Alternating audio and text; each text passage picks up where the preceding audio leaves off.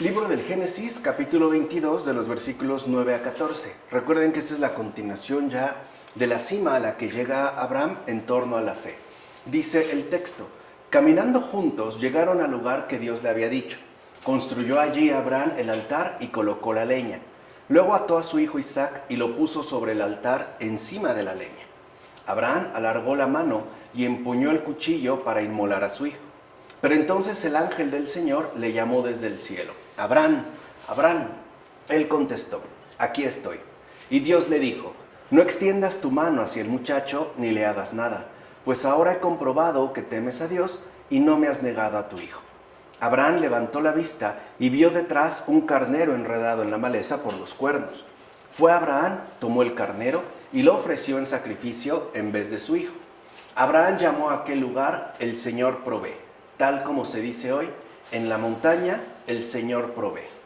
Pues bien, Abraham aprende a renunciar a tener el control sobre su propia vida, la cual empieza ya a entender como lo que es decir, gracia. Y aquí vemos este paso importantísimo que se nos da en términos de la experiencia de fe. O sea, no se trata de que nuestra vida quede, por así decirlo, bajo una especie de desamparo radical. Es que comprendamos que cuando uno verdaderamente se toma en serio la fe, es porque ahora uno queda consagrado a un ámbito distinto de vida, que es lo que usualmente nosotros llamamos gracia. O sea que es Dios quien se va a encargar de todas las cosas. Eso significa digamos, ya quedar instalados de lleno en el ámbito propio de la confianza. Lo que después también se va a conocer en términos, por ejemplo, de entrega. Y que además sería una entrega total, o sea, una confianza absoluta. Entonces, aquí es muy importante entender el porqué de este sacrificio, justo para no estar haciendo a veces como especulaciones vanas. Ahora bien, a ti que escucháis estas cosas en la iglesia de Dios, no se te pediría la heroicidad de atar tú mismo a tu hijo, de preparar el cuchillo y degollar con tus propias manos a tu hijo único. A ti no se te piden todos estos servicios.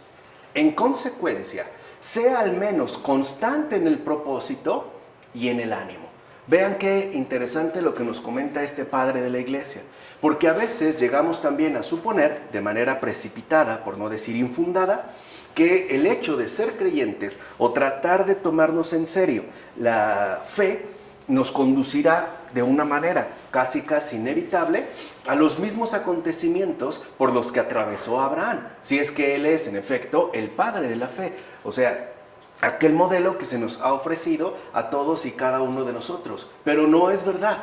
A nosotros se nos pone este pilar fundamental, sobre todo para que aprendamos también a confiar en Dios sin necesidad de llegar, por así decirlo, a estos extremos, y sobre todo para que aprendamos esa constancia creyente que consiste en no cambiar el propósito que hemos asumido y sobre todo en mantener el ánimo en alto. Y aquí ya vemos entonces dos cosas muy fundamentales. Hay algo en particular que podemos decir se opone directamente a la fe. ¿De qué se trata? ¿La incredulidad? No. Esto es como inevitable si ya hemos comprendido cómo el obrar de Dios es algo literalmente extraordinario. Así pues, no es la incredulidad lo que se opone a la fe, sino el desánimo. Ese sí es opuesto. Porque la fe tiene que ver con un estado de confianza sereno en el cual el ánimo se mantiene, como les dije, levantado. Por el contrario, cuando nosotros incurrimos, sea por las razones que sea, en el ánimo, es porque aquí sí nos estamos oponiendo de manera ciertamente directa a las exigencias propias de la fe.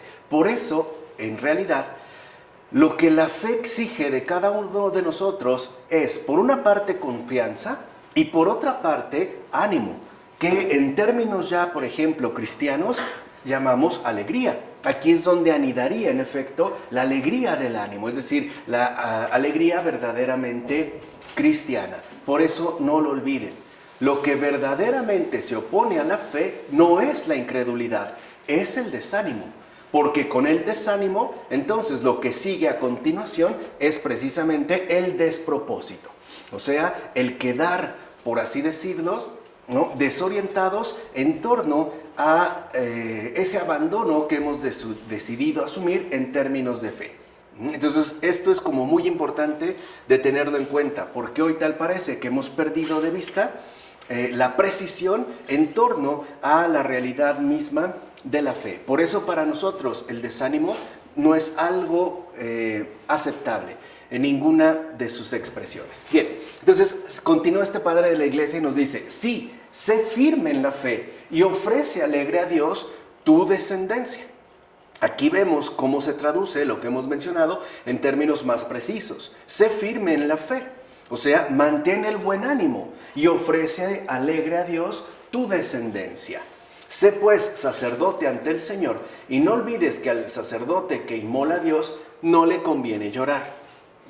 Y esto también es algo importante. ¿O acaso piensas que a ti no se te exigen estas cosas? ¿Quieres ver que esto también se exige de ti? Dice el Señor en el Evangelio: si fueseis hijos de Abraham, haríais las obras de Abraham. Pues bien, esta es la obra de Abraham, ¿no?, como menciona este padre de la iglesia, y hay que entender bien a qué se refiere.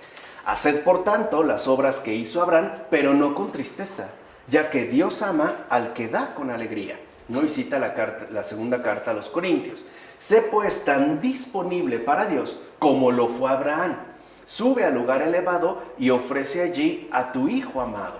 Entonces ya vemos cómo estos rasgos que aquí se van describiendo, en efecto, también conducen a ese elemento sustancial de la fe que se llama disponibilidad. Además, una disponibilidad que se caracteriza por un buen ánimo, incluso por una presteza. Pero bueno, en efecto, el ofrecimiento debido a Dios no se lleva a cabo en las profundidades de la tierra, es decir, en el valle del llanto, sino en los montes altos.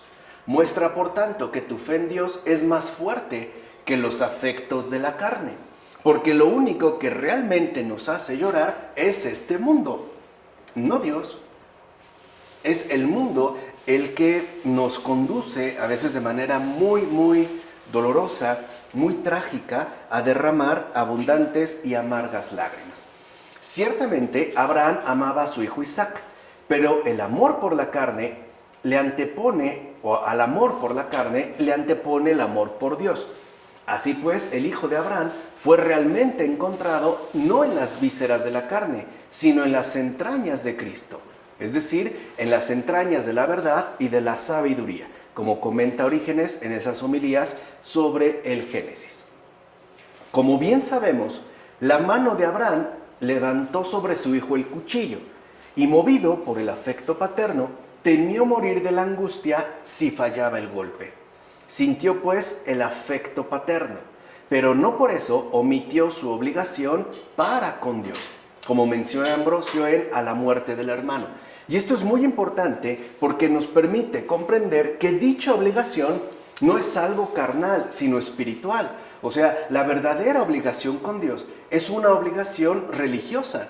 Es decir, se trataría en todo caso de una obligación netamente creyente, a la cual efectivamente se le pueden llegar a oponer de una u otra manera los humanos afectos que poseemos y que cada uno de nosotros puede desarrollar en mayor o menor medida. Entonces, aquí muchas veces el sacrificio no consiste en un sacrificio estrictamente material, sino en ese sacrificio religioso de los afectos propios. Por ejemplo, es indudable que el Señor, ¿no?, nos invita a amar a los hijos y amarlos, si lo quieren ver así, con plenitud. Pero si nosotros queremos reducir el amor debido a los hijos a lo que nosotros mismos podemos ofrecer, estaríamos atentando contra esta obligación. En primer lugar, porque las exigencias y las verdaderas necesidades de los hijos no son estrictamente humanas. Son algo que solo Dios puede llegar a cubrir y además a realizar en plenitud. Por eso es el ofrecimiento. Además, creo que por puro sentido común podemos reconocer cómo nuestros afectos, por ejemplo, maternos, paternos, a pesar de que sean sinceros e incluso muy intensivos, no significa que por eso serán, por ejemplo, inagotables. nosotros también estamos marcados por una finitud.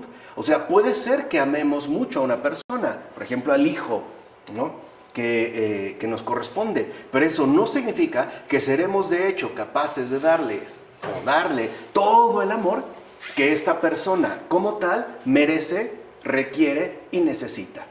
Por eso sería ir en contra de esta obligación ciertamente religiosa. No significa pues que entonces yo me desatiendo de ellos, los dejo en manos de ellos. No, los atiendo, pero no los limito a las atenciones, a los afectos que yo puedo mostrar. Los doy, pero al mismo tiempo reconozco que ese sustento, ese amor que verdaderamente va a poder colmar su corazón, no proviene de mí, sino de su propio creador, es decir, de Dios mismo. Por eso hay que entender de qué tipo de obligación estamos hablando. Ahora bien, se nos suele objetar que Dios dice saber solo hasta ahora que Abraham teme a Dios, como si antes lo ignorase. Recuerden que aquí dice, ¿no? Ahora, ¿no? Sé que temes a Dios. O sea, como si no lo supiera hasta ese preciso momento. Pero esto es falso. Dios lo sabía y no le era algo desconocido. De hecho, estas cosas fueron escritas por causa tuya, ya que tú también has creído a Dios y te dispones a llevar a cabo también las obras de la fe. Recuerden que la realidad de Abraham, ¿no? La persona de Abraham está dada está dada en favor nuestro, ¿no? El sentido de la existencia de Abraham remite precisamente tanto a los creyentes en un primer lugar como a los no creyentes en un segundo lugar. En efecto, si no eres obediente en todos los mandamientos, incluso en los más difíciles, si no ofreces el sacrificio y no demuestras que prefieres a Dios sobre el padre, la madre o los hijos, cita el Evangelio de Mateo, no se reconocerá entonces que temes a Dios. No olvides que para Dios el verdadero propósito del alma no le es desconocido, como menciona Orígenes. Entonces, ¿qué significa que en la Escritura se haya mencionado que ahora es cuando se pone al descubierto, ¿no? Que Dios sabe que Abraham vive la fe en base a este temor? Pues no otra cosa más que ese verdadero propósito del alma que cada uno de nosotros tiene en lo más íntimo de sí, tarde o temprano, dadas las circunstancias, se pondrá de manifiesto. Y no es pues que él lo desconozca, es que en realidad el que puede llegar a desconocer el verdadero propósito de su alma es uno mismo. Muchas veces aquello que anida en lo más profundo de nosotros solo emerge o llega a salir a la superficie a partir de circunstancias verdaderamente complejas y dramáticas. Es esto lo que permite incluso aflorar aquellas intenciones, propósitos que se habían mantenido ocultos hasta ese momento. Por ejemplo, una cosa es decir que yo creo mucho en Dios y otra cosa es sostenerlo en base, como dijimos hace un momento, con buen ánimo, según las circunstancias concretas de nuestra vida. En particular, cuando estas circunstancias no son, según el mundo, precisamente favorables. Así pues, ¿piensas acaso que Dios te pide a ti algo exagerado? Para nada. Abraham cumplió con aquello que le había pedido el Señor. Y si comparamos estos sucesos con las palabras del apóstol cuando dice, Él no perdonó a su propio hijo, sino que lo entregó por todos nosotros, cita la carta a los Romanos, ¿qué descubrimos? Pues lo siguiente, vemos a Dios como rivalizando con los seres humanos en magnífica liberalidad. En efecto, Abraham, como cualquiera de nosotros, ofreció un hijo mortal que no llegaría a morir. Pero Dios, por los hombres, es decir, por cada uno de nosotros, entregó a la muerte a su hijo inmortal. Entonces, ¿qué diremos ante esto? ¿Cómo pagaremos al Señor todo lo que Él nos ha dado y entregado? Dios Padre, por causa nuestra, no perdonó a su propio Hijo. ¿Quién de nosotros, según tú, oirá alguna vez la voz del ángel que le dice, ahora sé que tú temes a Dios, puesto que no me has negado a tu hijo, o a tu hija, o a tu mujer, o a tu marido, o a tu padre, o a tu madre?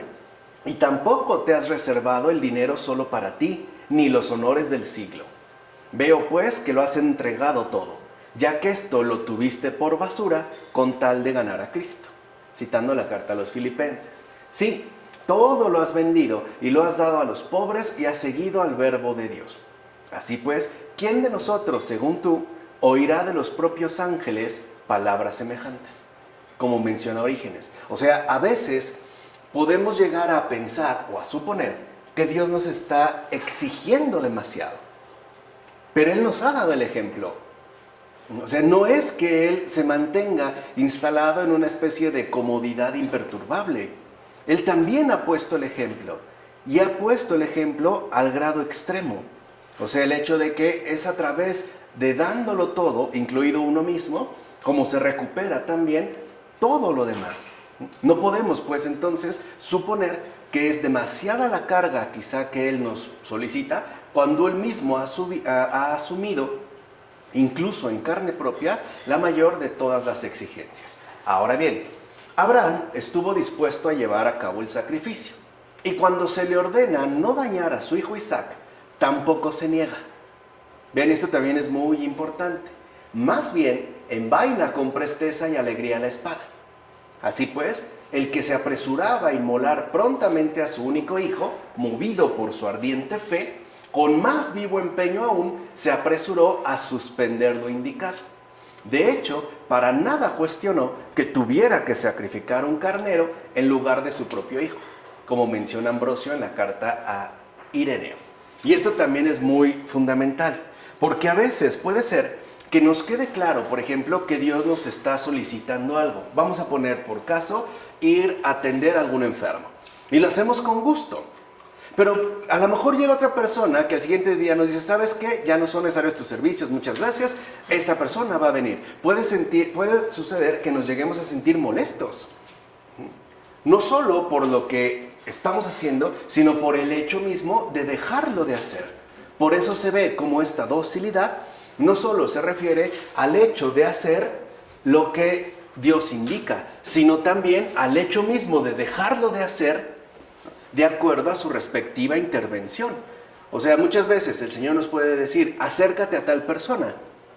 Bueno, tal vez no estamos muy convencidos, pero lo hacemos. Pero puede ser que una vez ya, digamos, vinculados a esa persona nos diga, ahora apártate. Y ahí quizás respondamos o con tristeza, o con dolor, o con molestia, o incluso puede ser que nos neguemos a realizar, ¿no?, lo que ahora Dios solicita. Cosa que vemos que en Abraham no sucede. Cuando fue sí, sí, con todo. Y en el momento en el que le dice no, es no. Y con todo, ¿no? Dice, no, como un carnero. ¿Cómo vas a comparar un carnero con mi hijo, no? ¿A poco ahora saqué en vano mi cuchillo? Entonces, ¿para qué traje toda la leña? Etcétera, etcétera. O sea, cuando es sí, sí. Cuando es no, no. Esa es disponibilidad. Esa es la verdadera docilidad a Dios. Así pues, no podemos dudar que el conocimiento de Dios es en Él cuestión de tiempo, no de mutación. En efecto, cuando se habla de que Dios sabe, se trata del tiempo de dar a conocer para nosotros dicho conocimiento, y no del momento en que este, es decir, el conocimiento, sea adquirido. Ciertamente, Dios ahora sabe, y el que ahora conozca significa el momento en el que, como Abraham, se recibe el testimonio, es decir, la realización. En todo caso, que Dios conozca ahora no es debido a la ignorancia, sino al tiempo que nos es requerido para la confirmación, como afirma Hilario de Poitiers en Sobre la Trinidad. O sea que, en realidad, los que requieren llegar a conocer somos nosotros, y solo lo podemos realizar en base a la confirmación. Entonces, si lo ven, y esto es algo también muy importante, ¿no?, lo mismo que ocurre en el caso de Michel Henry, la inteligibilidad que está contenida en las Escrituras no es la misma que usualmente nosotros hemos adquirido y mantenemos. Porque para nosotros, por ejemplo, ¿no?, decir que Dios conozca ahora quiere decir que es a partir de ese momento, no antes. Y en realidad no es así. Aquí hay una situación distinta. ¿De acuerdo? Ahora, ya hemos dicho que el pecador es ignorado por Dios. Pero ¿qué hay de la otra cara de la moneda? En efecto, Dios también reconoce al justo. ¿A qué viene esto que acabamos de decir? Mira, encontramos escritas estas palabras. El Señor conoce el camino de los justos. Digámoslo pues de otro modo. Cristo es el camino, la verdad y la vida.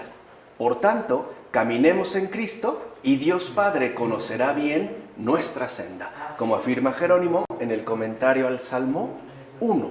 Allí es donde se realizaría, por tanto, el verdadero conocimiento. No me detengo mucho aquí porque esto ya lo habíamos tratado cuando abordamos la terapéutica de las enfermedades espirituales. Por eso a Abraham se le dijo: ahora conozco que temes a Dios.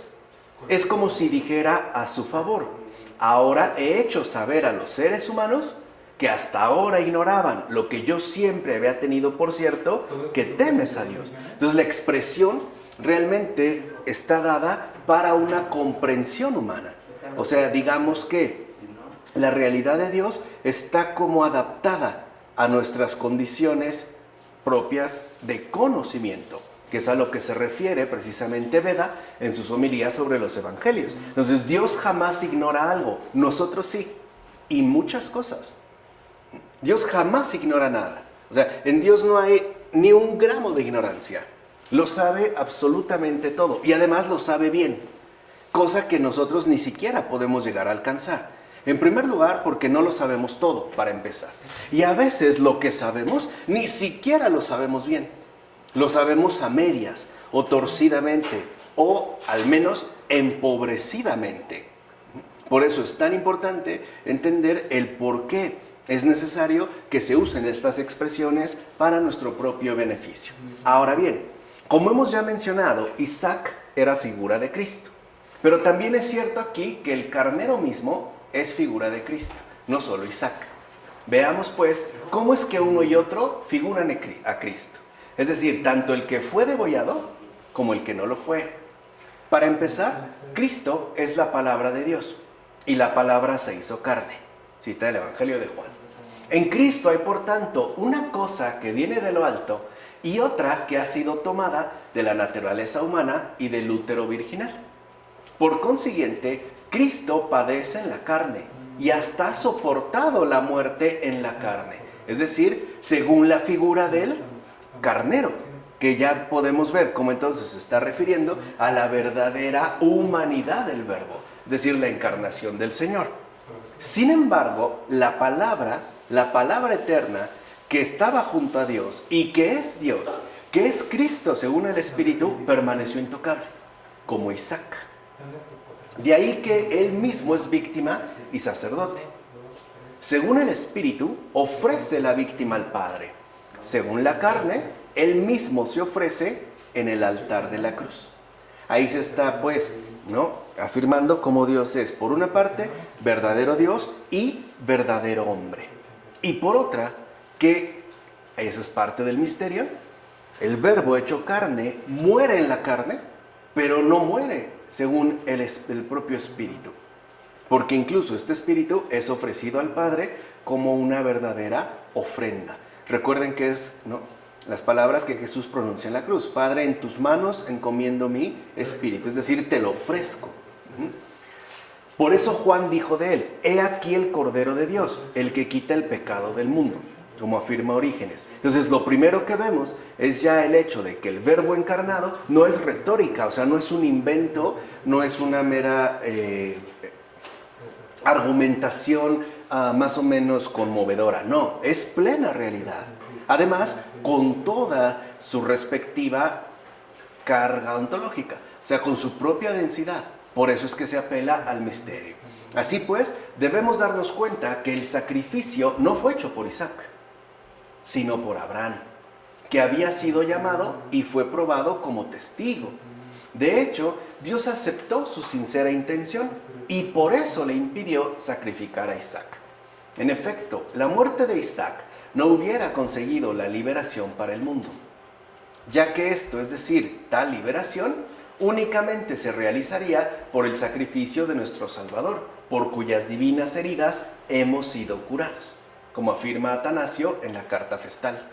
En efecto, la montaña soltó al árbol y el árbol al carnero, para que en el carnero que colgaba del árbol y que sirvió de sacrificio por el hijo de Abraham, quedara prefigurado el día de aquel que sería colgado de un madero y moriría por el mundo entero, como afirma Efrén de Nisibi. O sea, es una figura ya de la pasión del Señor, o sea, del misterio de la redención. En síntesis, todo esto sucedió como figura de la cruz. Por eso Cristo dijo a los judíos: vuestro padre Abraham estaba jubiloso al ver mi día, y lo vio y se complació. Citando el Evangelio de San Juan. ¿Cómo pudo verlo si vivió mucho tiempo atrás? Pues por la figura, por la sombra. En efecto, de la misma manera que aquí fue sacrificado el carnero en lugar de Isaac, así el cordero espiritual fue sacrificado por la humanidad en vez de la humanidad misma. Era pues necesario que la verdad fuera vislumbrada previamente entre sombras. Observa pues, hermano mío, cómo todo fue prefigurado. Sí, un único hijo en ese caso y el unigénito en este. Querido y legítimo en aquel caso, y también legítimo y muy amado en este. Aquel fue ofrecido en holocausto por el Padre, y el Padre entregó a su Hijo. En aquel momento había sombra, pero a partir de Cristo se manifiesta la verdad. Así pues, este Cordero espiritual fue entregado por la humanidad entera. Este Cordero fue el que purificó a todo el mundo, el que liberó a los seres humanos del error y los condujo a la verdad. Este fue el Cordero que hizo de la tierra el cielo, y no porque transformara la naturaleza de los elementos, sino porque traslada a los seres humanos que habitan la tierra al modo de vida celestial. Y asimismo fue por él que toda veneración a los demonios ha sido abolida. Por él, los seres humanos no adoran ya las piedras ni los objetos de madera. Bueno, algunos sí, todavía. Y tampoco se inclinan ya hacia las cosas estimadas según su criterio. Pues también suele suceder. Más bien, todo error ha sido erradicado y por ende la luz de la verdad ha brillado en el mundo. ¿Ves ahora la superioridad de la verdad? ¿Ves entonces qué es la oscuridad y qué es la verdad? Como afirma Juan Crisóstomo en sus homilías sobre el Génesis. Además, del bienaventurado Isaac y del carnero aquel, cabe entender lo siguiente.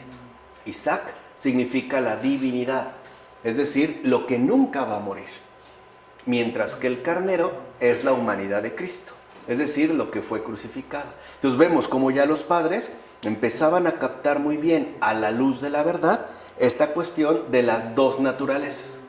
Que recuerden que es el tema fundamental, ¿no?, que tanto exalta Florensky, la cuestión del homoousios, ¿no?, con la consustancialidad de estas dos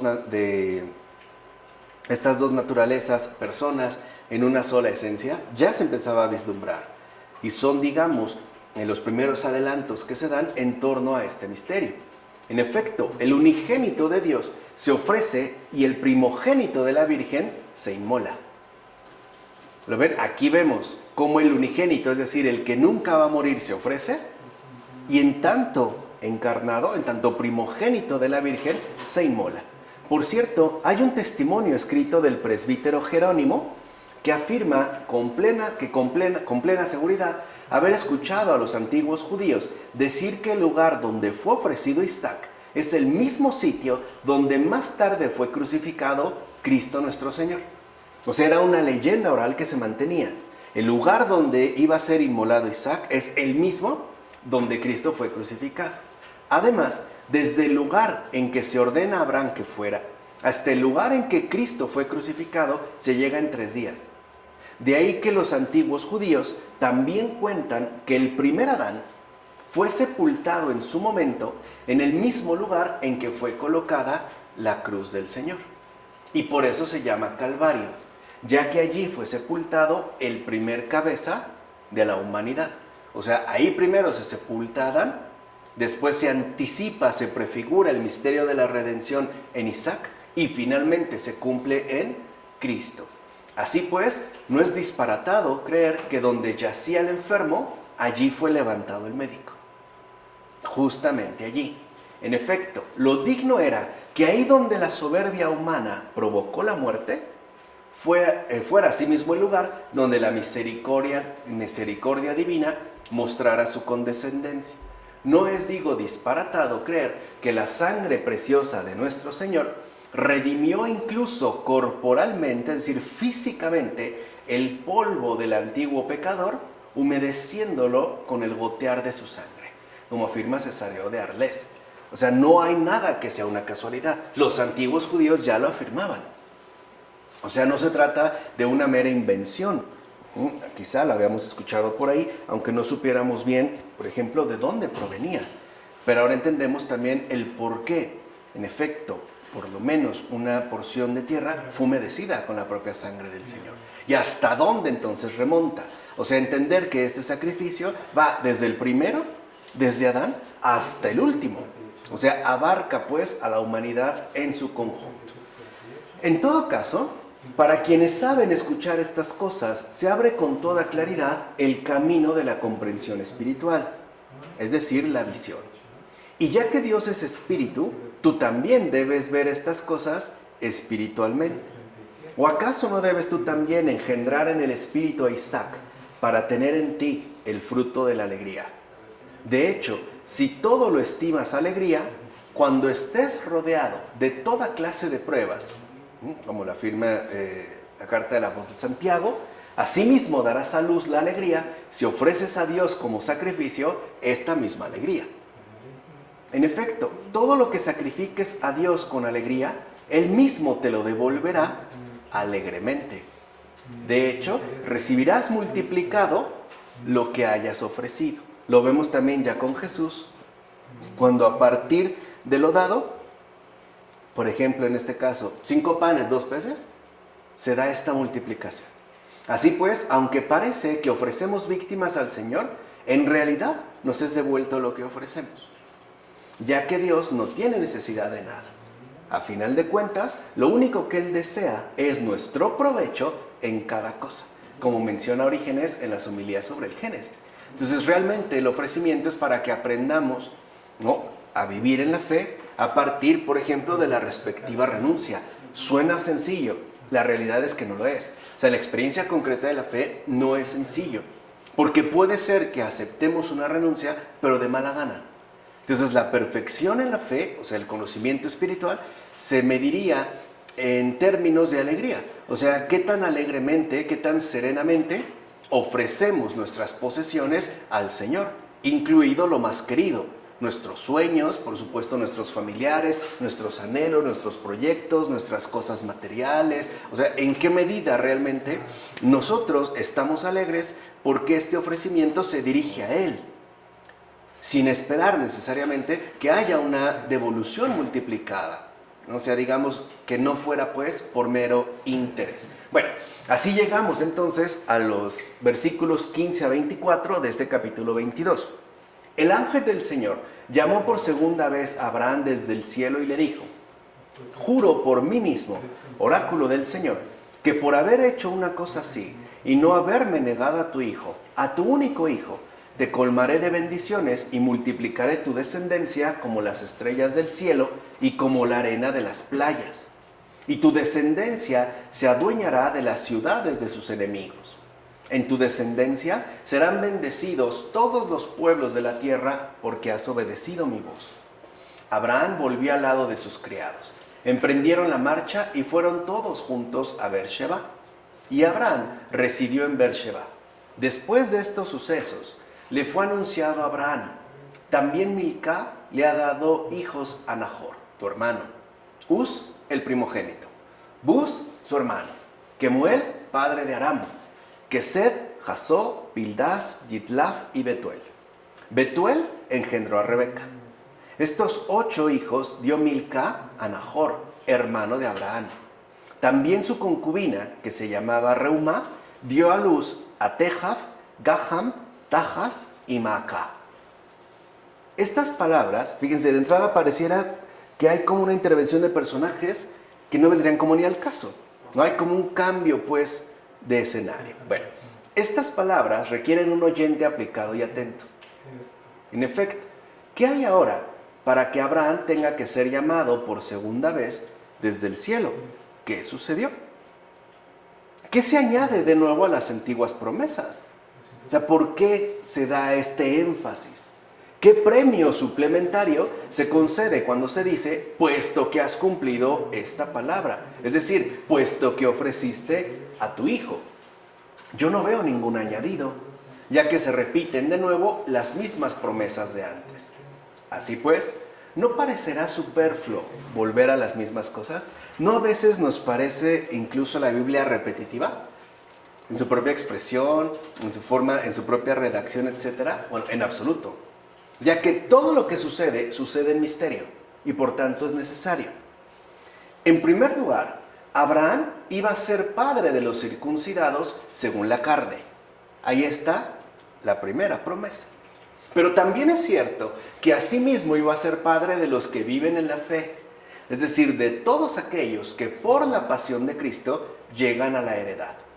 En consecuencia, en el tiempo de Isaac, se renueva la promesa que debe concernir al pueblo salvado por la pasión y resurrección de Cristo. Vemos pues que parecen repetirse las mismas cosas, pero en realidad se tratan de cosas muy diversas. Porque uno es, si lo quieren ver así, el pueblo judío, carnal, hijo de Abraham, y otro es el pueblo de la fe, la iglesia, que también es hijo de Abraham. En efecto, las cosas que fueron dichas con anterioridad y que atañen al primer pueblo fueron dichas en la tierra. Pero cuando la promesa se repite por segunda vez, se indica que se le ha hablado desde el cielo. Fíjense, este matiz es muy importante. ¿Acaso no se indica con esto que el ser humano sacado de la tierra es terrestre y que el segundo ser humano venido del cielo es celeste? Es decir, el converso, el verdadero converso. Por eso en Abraham se dan dos promesas, es decir, la que concierne al pueblo venido del cielo, la iglesia, y la que ciertamente corresponde al pueblo venido de la tierra, el pueblo de Israel, como afirmó Orígenes en sus homilías sobre el Génesis. De hecho, Dios mismo muestra que la segunda promesa es firme en virtud de la ofrenda y pasión del Hijo, con lo cual se indica claramente que para el pueblo proveniente de los gentiles, fíjense, aquí ya está la clave, ¿no? Para el pueblo proveniente de los gentiles, el que vive de la fe de Abraham, ¿no? La promesa es firme gracias a la pasión de Cristo.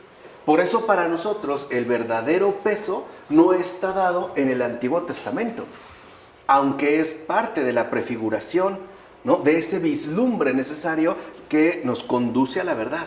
Para nosotros el verdadero fundamento está en la pasión del Hijo, que en efecto el Padre ofrece y que, como ya vimos, también hacía referencia a una realidad espiritual, no necesariamente material, como por ejemplo Abraham e Isaac. Aquí estamos hablando pues de Dios Padre y de Dios Espíritu, ¿vale?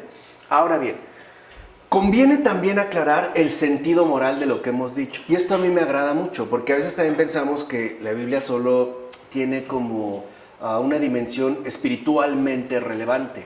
Y es cierto, pero no solo tiene una dimensión espiritual, tiene una dimensión moral que ayuda a que la fe quede integrada en nuestra situación humanamente concreta de vida.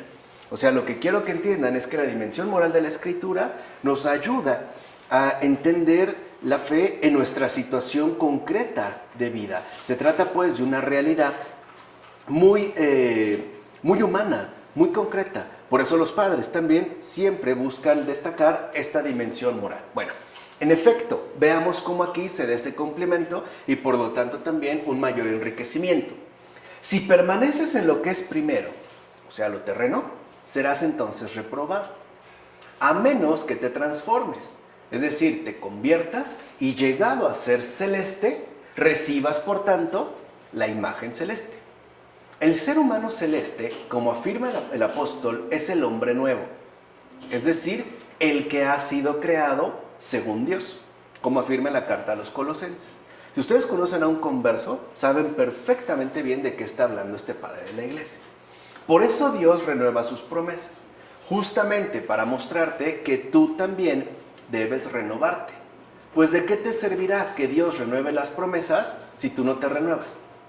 ¿De qué pues te servirá que Él te hable desde el cielo si tú no sales de la tierra? O sea, ¿de qué te sirve pues, ¿no? que Dios te invite a lo celestial si tú sigues apegado a lo meramente mundano? En fin, ¿de qué te aprovechará que Dios se obligue con un juramento si tú pasas por encima de estas cosas como si oyeses una fábula ordinaria? Que es lo que quizá también muchos hacemos. Pensar que se trata de una fábula, incluso de una especie de mitología inspirada, que en realidad no tendría ningún peso ni ninguna relevancia para nuestra propia existencia humanamente concreta, que es a lo que se refiere en este caso Orígenes en las homilías sobre el Génesis. Ahora bien, ¿de qué me sirve que la descendencia de Abraham, que es Cristo, posea en herencia las ciudades de los enemigos si en mi propia ciudad, es decir, en mi alma, que es la ciudad del gran rey, no se guardan ni sus leyes ni sus preceptos? O sea, ¿de qué me sirve la victoria de Cristo si yo sigo viviendo como un derrotado más? ¿De qué me sirve pues la obra de Cristo si yo sigo viviendo como esclavo y no como aquello que se me ha concedido, es decir, hijo de Dios? ¿De qué me sirve pues que haya sometido al mundo entero y posea las ciudades de los enemigos si no vence también en mí a sus enemigos? Y aquí hay algo que hoy también, o al menos en estos tiempos actuales, nos deberíamos de plantear con toda seriedad. Es cierto, a veces pensamos por qué sucede que hay enemigos de Cristo, ¿no? Por ejemplo, hoy en día hay muchos señalados, ¿no? Que a grandes rasgos podríamos hablar en términos de los actuales movimientos sociales o los abortistas, ¿no? ¿Por qué permite que esto no ha acabado? Sí, pero ¿qué hay también de sus enemigos en mi propia alma? O sea, ¿qué hay de mi alma? Hoy ni siquiera se habla de esto. Por eso yo les invitaría a que leyéramos el libro de Laura Bossi, llamado Historia Natural del Alma. Es justo una especie de reintegración de esta realidad tal cual es el alma, no una mera dimensión psicológica, etcétera, etcétera, el alma en nuestra situación de vida actual. Es muy interesante, porque si desconocemos el alma, ¿cómo podremos también saber qué enemigos son los que están instalados en mí y que no he permitido que Cristo también venza? Y no porque Él no pueda, es porque yo no lo permito. Muchas veces pensamos o decimos, ¿por qué Dios no me ayuda? Pero la pregunta esencial en este caso no es esa. La pregunta esencial es, ¿qué tanto realmente me dejo ayudar por Él? O sea, ¿qué tanto lo reconozco como Dios y le permito que actúe como Dios en mí, incluso dentro de mi propia alma?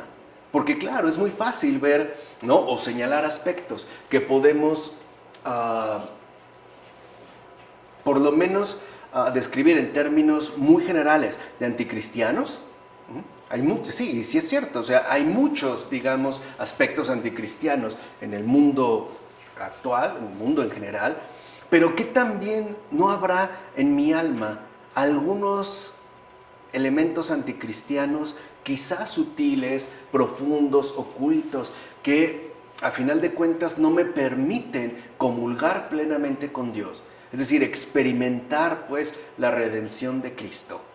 Vuelvo a repetir esta pregunta: ¿de qué me sirve entonces que haya sometido el Señor al mundo entero y posea las ciudades de los enemigos si no vence también en mí a sus enemigos?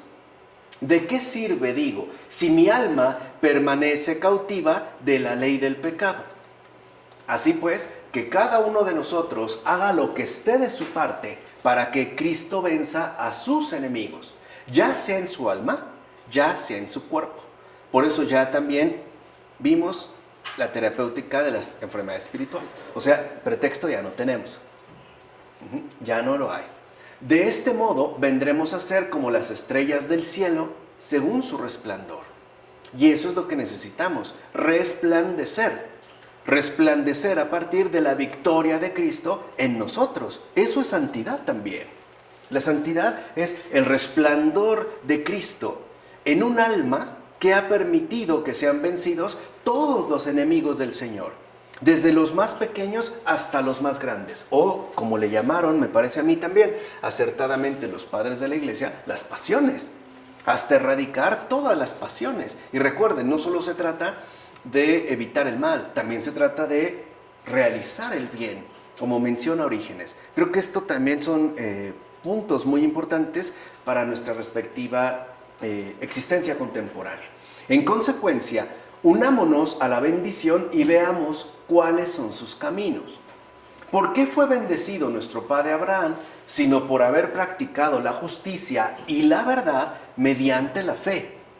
En efecto, Abraham fue bendecido porque fue fiel, y fue justamente fiel porque fue paciente. Aquí, como lo menciona Clemente de Roma, en la carta a los Corintios. Y aquí hay un aspecto fundamental. ¿Qué significa realmente entonces fe? Como nos lo recordara en la actualidad Tomás Halik, fe es paciencia con Dios. Eso es fe, paciencia con Dios. De hecho, este texto, ¿no?, titulado Paciencia con Dios, nos ayuda a reubicar las exigencias específicas de la fe en nuestra propia vida cotidiana. O sea, entendiendo, por ejemplo, fe en términos de paciencia con Dios, caridad, paciencia con los demás, y esperanza también, paciencia con uno mismo. De tal manera entonces que el hecho de que Abraham fuera fiel significa que fue paciente, y esto en un doble sentido que afortunadamente en español se puede apreciar.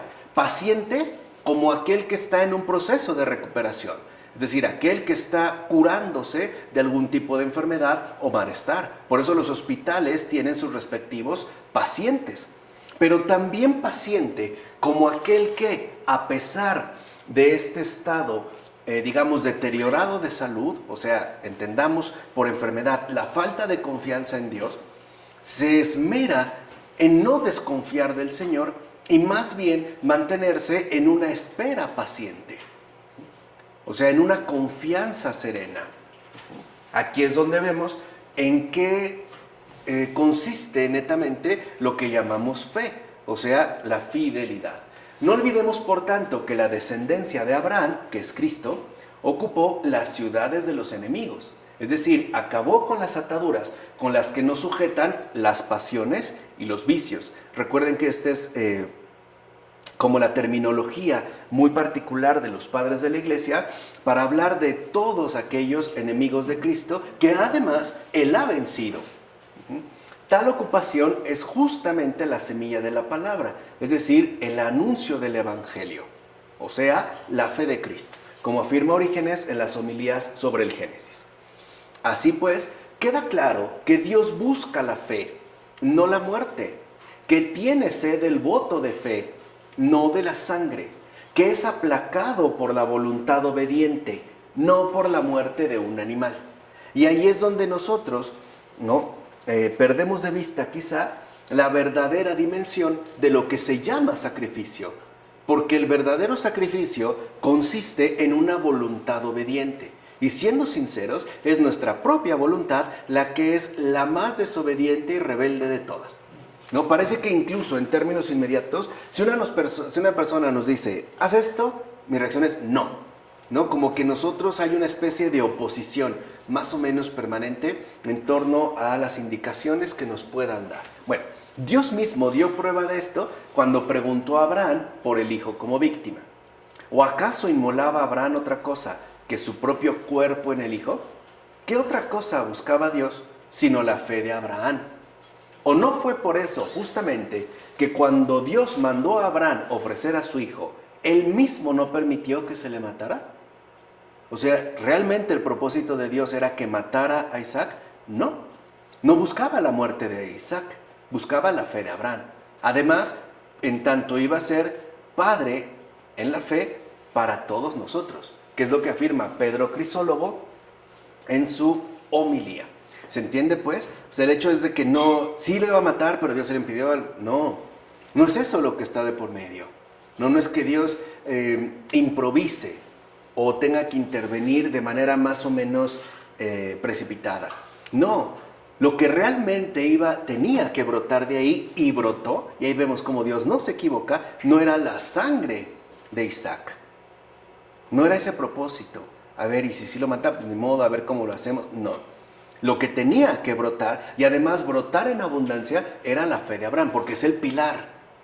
No se trata pues de cualquiera, ¿Se entiende? Y sobre todo, sin perder de vista que su verdadera descendencia iba a ser Cristo, no simplemente Isaac. O sea, no solo se refería a una dimensión carnal, sino a esta descendencia espiritual de redención. Bueno, en todo caso, la descendencia de Abraham es Cristo. ¿Por qué de Abraham nació Isaac? De Isaac, Jacob. De Jacob, los 12 hijos. De estos 12 hijos, el pueblo judío. De estos 12. Del pueblo judío, la Virgen María. Y de la Virgen María, nuestro Señor Jesucristo. Así pues, nuestro Señor Jesucristo se convirtió en la posteridad de Abraham. En efecto, lo que encontramos prometido en Abraham, lo vemos cumplido en nosotros. Abraham creyó sin haber visto. Es decir, creyó aún sin ver lo que se le prometía, como afirma Agustín en el sermón 113a. Repito esto, Abraham creyó sin haber visto. Es decir, creyó aún sin ver lo que se le prometía. Y no es esto también a lo que nos invita el Señor en nuestra experiencia de vida personal, a creer en Él, aun cuando no veamos claramente lo que en efecto nos promete. Al creer, si quieren ver así, sin ver, pero basados justo en una paciencia y en una fidelidad fortalecidas, una verdadera fe traducida en términos de buen ánimo, una fe pues, ¿no?, basada en una plena confianza. O sea, eso es lo que vemos que se sigue manteniendo hasta la fecha. Mira pues lo siguiente, Abraham no rechaza hacer lo que se le ordena y por tan gran virtud de obediencia es recompensado con un enorme premio. En consecuencia, ocúpate tú mismo de aprender y tener la misma paciencia de Abraham, justo para poder recibir una bendición inmensa, como menciona Beda en sus homilías sobre los evangelios. Entonces, a veces el Señor puede parecer dilatarse temporalmente, ¿no?, en nuestra experiencia, pero no lo hace de una manera arbitraria. Lo hace básicamente por dos razones, es decir, buscando nuestro bien. Primera, para fortalecer nuestra fe. Y segunda, para que aquello que el Señor nos va a conceder sea todavía mucho mayor.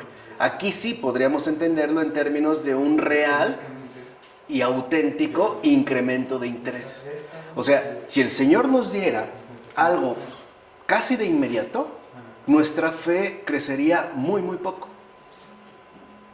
En cambio, si hacemos este ejercicio de paciencia, aun cuando quizá pueda tratarse de un tiempo prolongado, por no hablar ya quizá de meses, sino incluso de años, entonces la bendición que al final se recibirá será verdaderamente inmensa.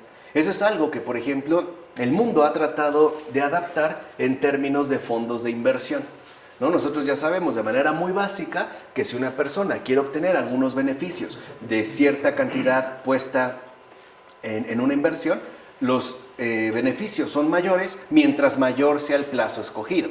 O sea, en pocas palabras, si tú inviertes tal cantidad durante un mes, pues prácticamente no tendrás intereses, ganancias, beneficios. Pero si lo dejas a 20 o 30 años, ahí sí, aunque nada te asegura que estarás vivo para disfrutarlos, ¿no? Ahí es donde se dan las inseguridades. Bueno, Dios no defrauda.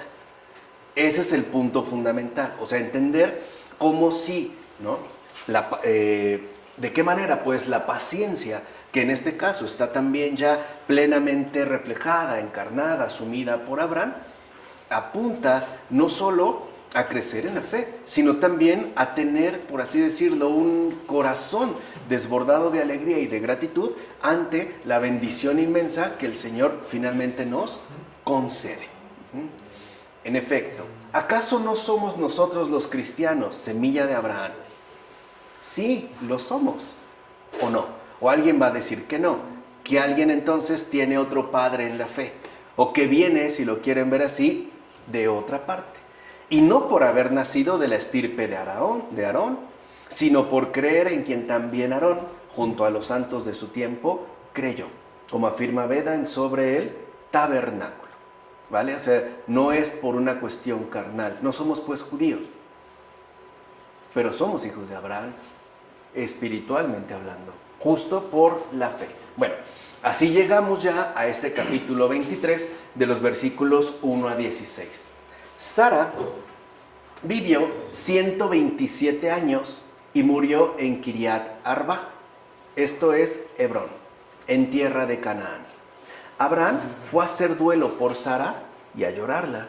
Después se levantó Abraham de junto a su difunta y habló a los hititas: yo soy un extranjero que reside entre vosotros.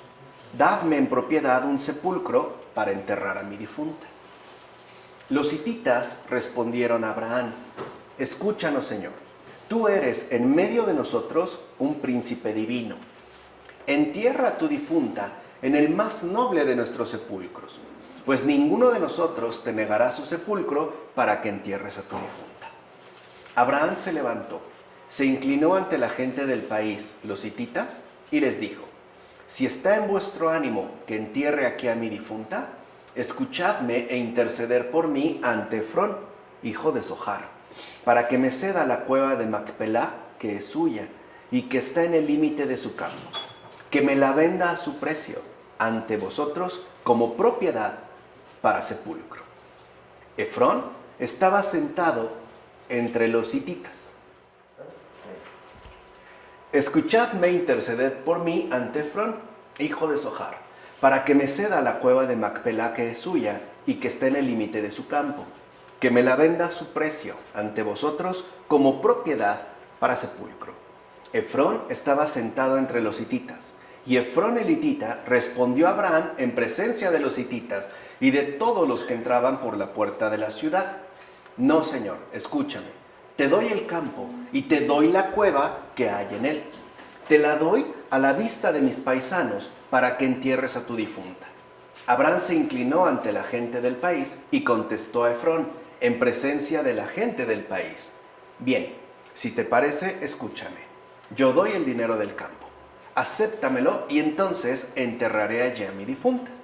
Efrón contestó a Abraham diciéndole: escúchame, Señor.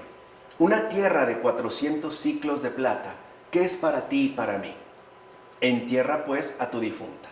Abraham aceptó y pesó para Efrón, en presencia de los hititas, el dinero del que había hablado: 400 siclos de plata de curso en el mercado. Para empezar, la muerte de Sara fue la primera ocasión que tuvo el patriarca para adquirir un terreno. ¿Por qué?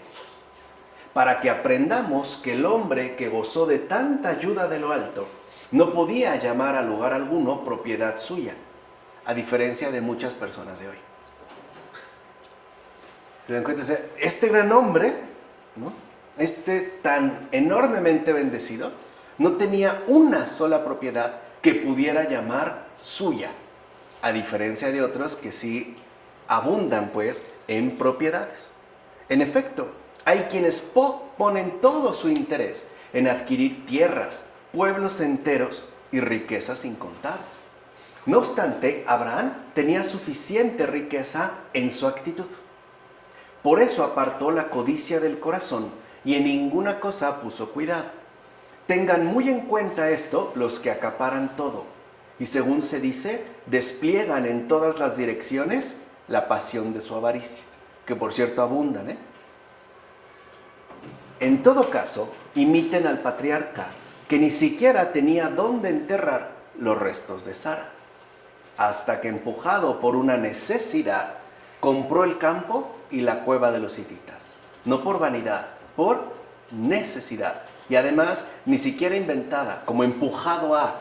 No había otro remedio. Y como prueba de que realmente él fue respetado por los habitantes de Canaán, los mismos hititas le reconocen como un príncipe divino. O sea, como alguien que para nada actúa según la detestable codicia, como afirma Juan Crisóstomo en estas homilías sobre el Génesis, cosa que por cierto es muy importante de destacar. Ahora bien, fíjate cómo el justo instruye a esas personas por medio de la sabiduría de sus acciones, es decir, absteniéndose de tomar posesión del sepulcro antes de pagar un precio justo. En síntesis, el venerable patriarca hace lo que es apropiado. Por eso les dio el dinero y tomó posesión de la tumba y enterró a su esposa Sara en la cueva del campo frente a Mambré. Date cuenta cómo el hombre que era tan célebre y respetado, que gozaba de tanta confianza con Dios y que era objeto de la atención y estima de todos, no poseía ni un pie de tierra. Esto significa que pasó por alto las realidades presentes en la esperanza de las cosas que han de venir. Digámoslo brevemente, consideró las cosas de esta vida en la expectativa de algo mejor. Y esto incluso antes de la ley y antes de la gracia. Por eso pregunto, ¿qué excusa tendremos nosotros, los que a pesar de tantas garantías de bendición inefables, ansiamos las realidades presentes y adquirimos propiedades con el único fin de amasar posesiones por la mera codicia y la avaricia? ¿Qué será pues de aquellos que, como dijera el profeta, amontonan casas y casas y se agregan propiedades porque roban a su vecino?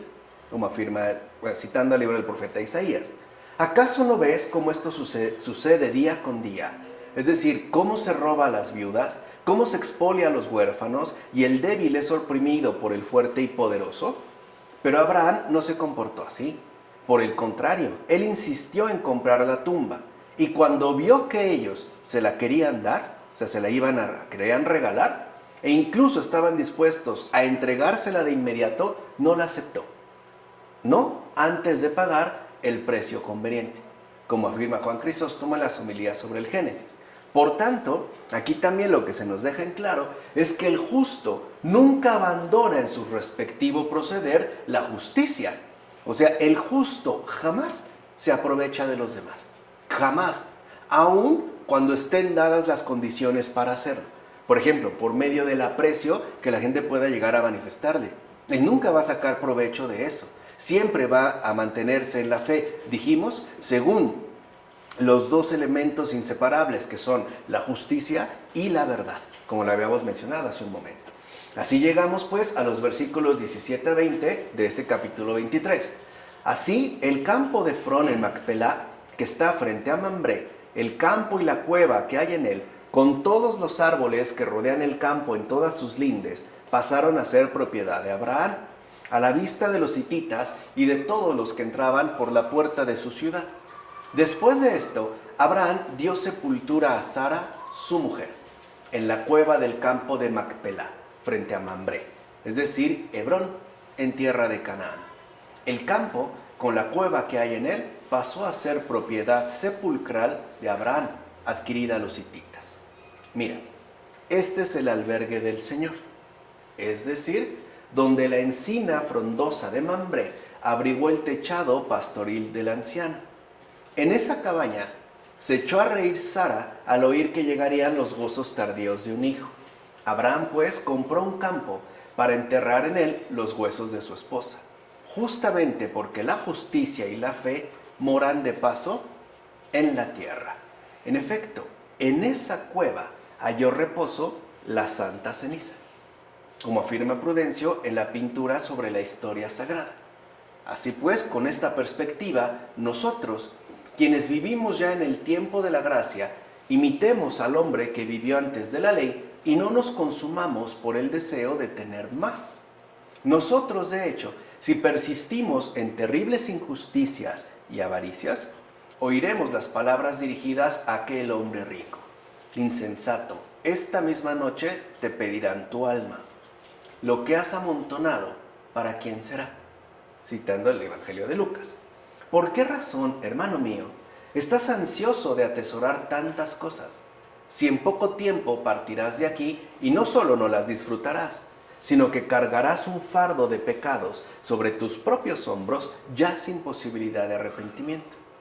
Además, nunca olvides que las cosas conseguidas por la avaricia con frecuencia llegan a parar a las manos del enemigo. Y a ti se te exigirá que des cuentas de ellas. A ti. Así pues, ¿qué clase de necedad será el trabajar para el beneficio de otro y pagar además el precio por ello? Esa es necedad, ¿no? Como afirma Juan Crisóstomo en las homilías sobre el Génesis. Por eso aspiremos a lo que es conveniente y no estemos simplemente ansiosos de riquezas. O mejor aún, pongamos un gran empeño en obrar el bien, ya que nuestra patria no es esta vida presente, ni estaremos para siempre en este destierro. Por eso lo primero que también nos enseña Abraham con la muerte de su esposa Sara es que esta vida presente no es nuestra verdadera patria.